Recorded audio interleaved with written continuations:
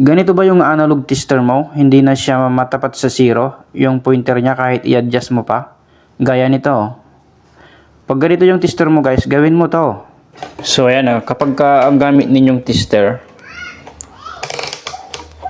ayan, yung ganito na siya.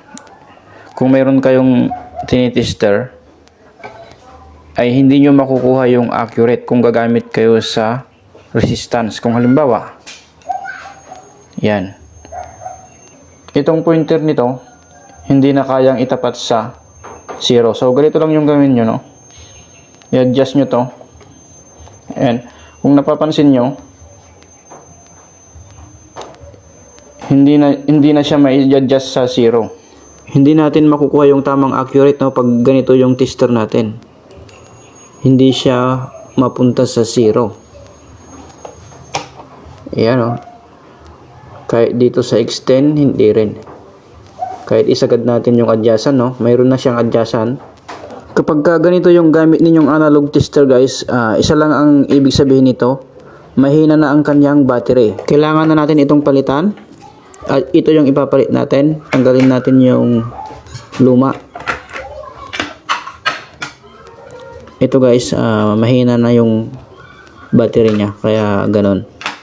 Kailangan na itong palitan, no? So, palitan natin. Ang pagpalit nito guys, meron din siyang positive, negative, no? Kung mapagbaliktad mo to, hindi gagana. Pero hindi naman siya masisira, no? Sundan mo na lang yung negative, positive niya.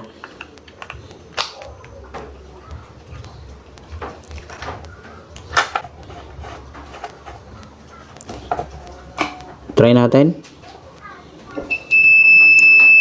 Ayan kung napansin nyo, ayan, sagad na sa zero.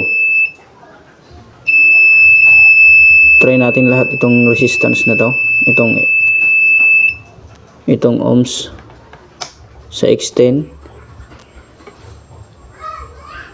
Ayan sagad na sa zero, na-adjust na siya, unlike kanina na hindi.